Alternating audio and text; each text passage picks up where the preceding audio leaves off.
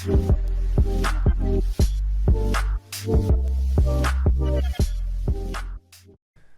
guys, TheAirsoftTech here and welcome back. So a while ago, really, I think almost 8 or 9 months ago at this point, maybe even longer, I made a video called How to Become an Airsoft Tech, Part 1, talking about the proper tools that you need as an Airsoft Tech to do the job well. Ever since then, I've struggled to make the follow-up video, as evidenced by the fact that there is no Part 2 until now. However, I've realized why it was so hard for me to make a follow-up to that video, and that was because I basically did it in the wrong order.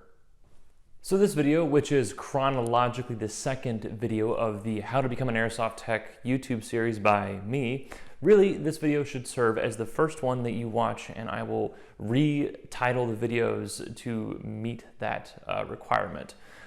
So that being said, this video will focus primarily on understanding what you're going to be getting yourself into when you make the step from just playing Airsoft, beginner to novice, maybe a little bit intermediate, to actually becoming an Airsoft Tech. What that entails, what type of knowledge you should have, and what type of resources you should have at your disposal so that you can become a good Airsoft Tech who is well educated on how these guns operate.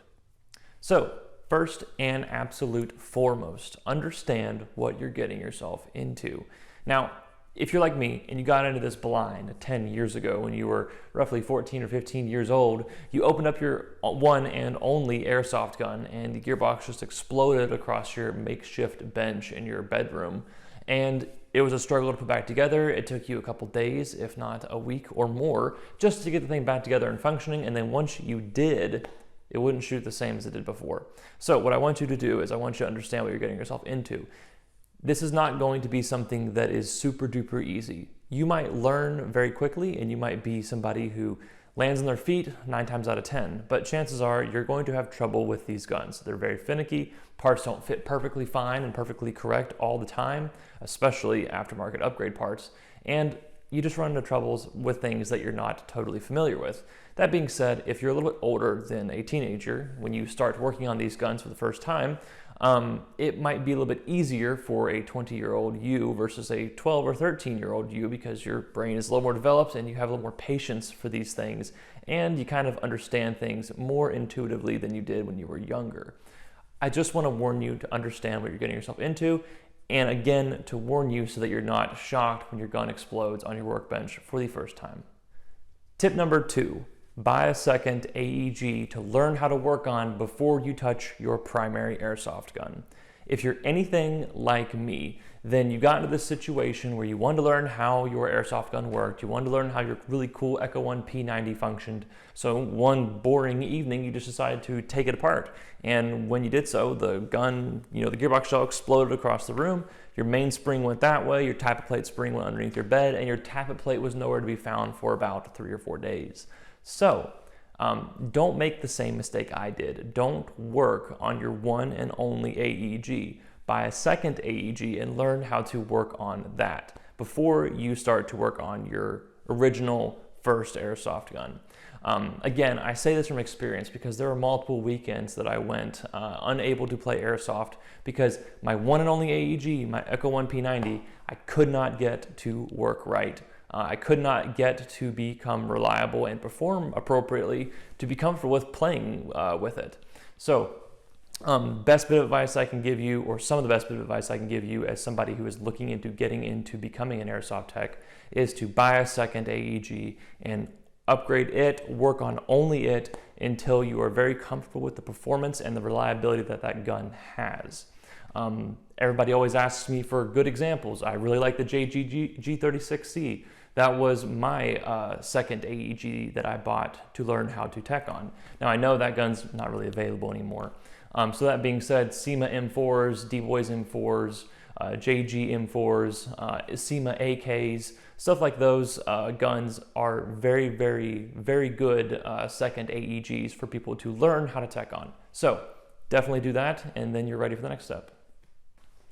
Tip number 3 is something you will never stop doing, and that is learn. So back in my day, a whole 10 years ago, there were really only a couple of places to access reliable airsoft tech information. Airsoft Society, Airsoft Mechanics Forum, and a couple of YouTube channels had some pretty reliable information. But when you're new, you kind of don't know what's reliable and what's unreliable information. So nowadays, there are many places that you can get reliable airsoft tech information from. From Facebook to Instagram, YouTube. There's pretty much any social media platform that you're on is going to have some sort of reliable airsoft tech information outlet. On Facebook, you have Airsoft Teching Q&A. There's a huge group of people on there. It kind of feels like Airsoft Society back in the day, where there's just tons of new posts every day. There's a lot of really good files. There's a lot of really good saved posts. So there's a lot of good information on there for new people to sift through.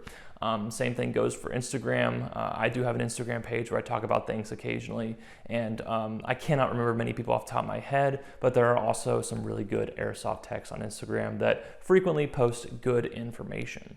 In addition to this, there's YouTube. If you're not a reading kind of person, then this is the bit for you.